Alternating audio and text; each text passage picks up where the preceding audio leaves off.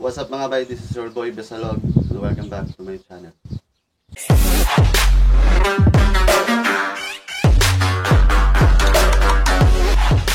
Para sa video natin ngayon, alam mo na tayo dun sa typical vlog natin. Ang video natin ngayon is magre-react ako dun sa mga videong nilalabas ng Brosco Bros na grabe, sobrang ito para sa akin kasi Bisaya din ako.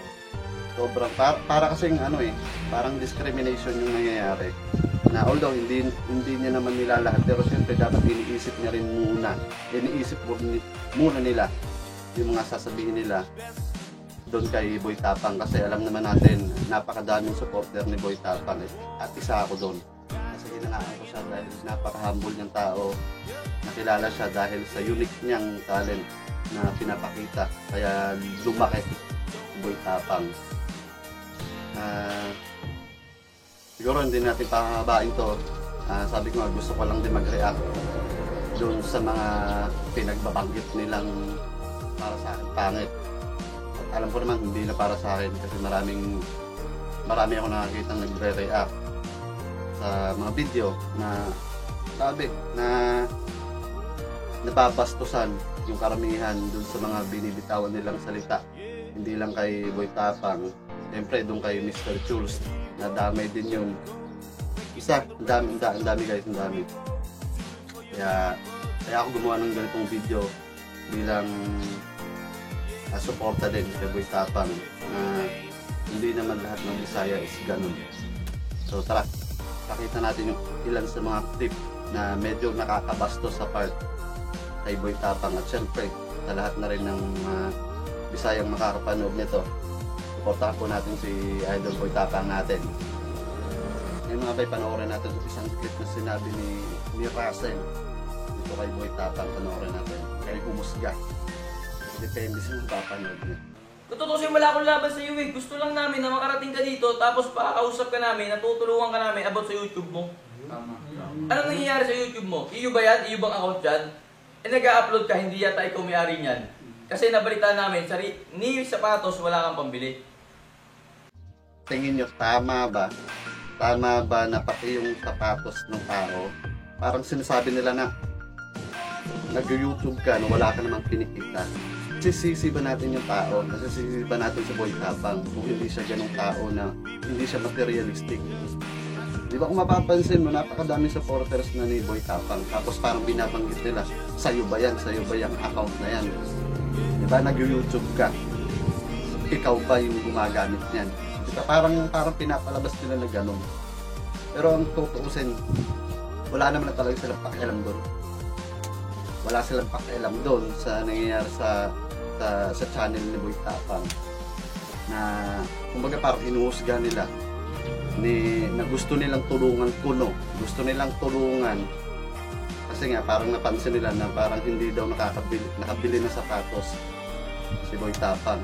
Di ba? Isipin mo na lang yung isang point lang na yun, doon ako medyo parang nakakainit eh.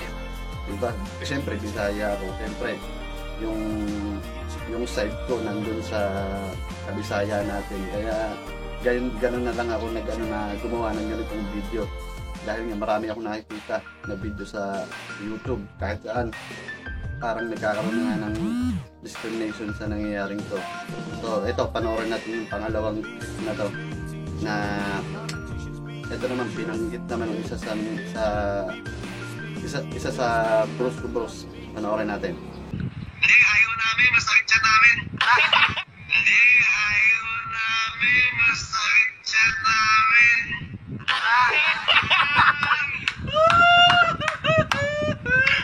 Kasi galing kami ng Tugigaraw, bumiyahe kami. Tapos, ano ininom mong tubig? Parang sabi ko, ba't gano'n, ulcer? Yung pala natatay lang kami. Utang ina. Tama na, puta. So ayun mga bay, as usual, dinis na naman nila yung Kabisaya natin na si Boy Tapang. Inukulit-kulit nila yung yung pag-inom daw kaya sumama yung tiyan. Kasi dahil baka hindi sanay sa mineral water. Nako naman yan. Nako. Jonah. ikaw nababalitaan ko na gusto ka na rin palang kalabanin ni Boy Tapang. Malalaman natin. Titingnan natin ngayon kung sino ba talaga doon sa sinabi mo na hindi na Boy Tapang, Boy Duwag na. Titingnan natin kung kanino siyang applicable. Kung papatulan mo yung gustong mangyari ni Boy Tapang na gusto kanyang makalaban. Titingnan natin.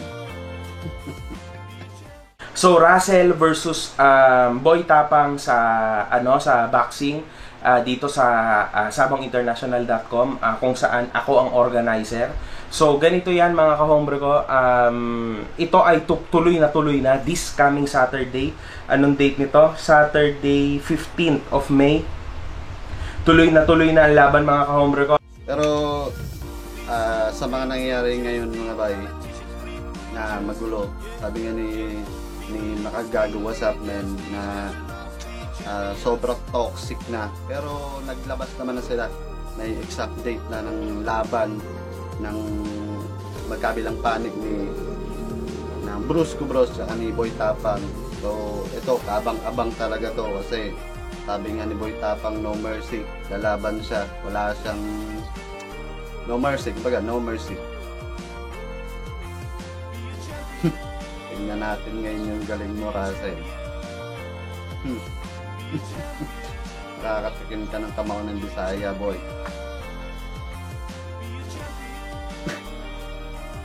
Ewan ko ba? Ewan ko na lang. Kaya abang-abang to, tingnan na lang natin.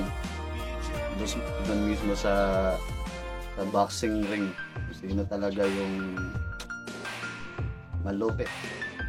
Kasi sabi nga ni Boy Tapang, matalo man siya sa labang to, sinisigurado niya na hindi ka uuwing walang kumbaga damage sa katawan.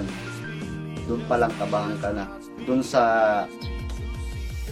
binitawan ni Boy Tapang na salitang yun, Russell, kabahan ka na. So, yun lang mga bay for this video. Abangan natin. Depende kung magkakaroon tayo ng part 2 na to. Siguro after na ng laban ni Boy Tapang. Kaya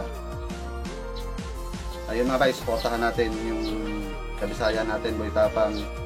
At syempre yung mga kasama niya, Mr. Chules, yung trainer niya, supportahan natin. Boy Tapang, laban.